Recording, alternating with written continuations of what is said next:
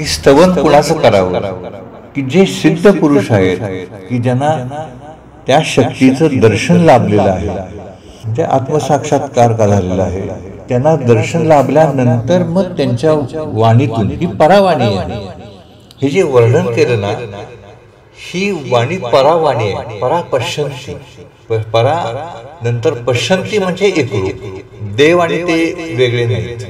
नंतर ज्ञानेश्वरांनी सुद्धा ज्ञानेश्वरी जी लिहिली ती परावाणीतून लिहिली, म्हणून ते आपल्याला प्रचिती येते.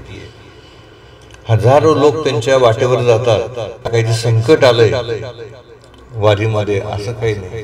साक्षात्कारी पुरुषाकडून हे शब्दरचना तयार झालेली आहे, शब्दरचना म्हणतो आपण. म्हणून त्यामध्ये पावित्र्य आहे, सिद्धी आहे, शक्ती आहे, की हे कलियुग आहे. आणि कलियुगामध्ये वायुतत्वाचा प्रभाव अधिक आहे. बघा तुम्ही निरीक्षण केलं तर सर्वात जास्त आजार जे होत आहेत ते सगळे वायूचेच होत आहेत.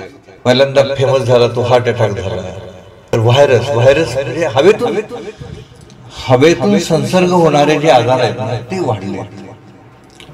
याला म्हणायचं वायुतत्वाचा प्रभाव. आणि माणसाला पण गरज कशाची आहे? वायुतत्वाची गरज आहे, ऑक्सिजनची गरज आहे.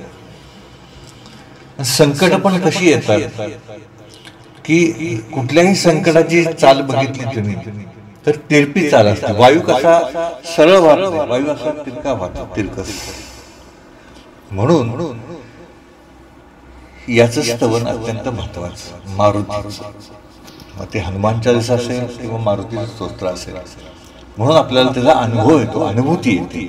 अशाच सिद्ध पुरुषाचं चिंतन करायचं, स्तवन करायचं की ज्याला साक्षात्कार झालेला आहे. साक्षात्कार झाल्यानंतर परावाणीतून त्यानं शब्दरचना तयार केलेली आहे. आपल्याला प्रचिती येते. प्रचिती म्हणजे अनुभव येतो. ठीक आहे. हे तुम्हाला मी एक चिंतन का करायचं आणि नेमकं कशाचं करायचं हे मी आपल्याला सांगितलं.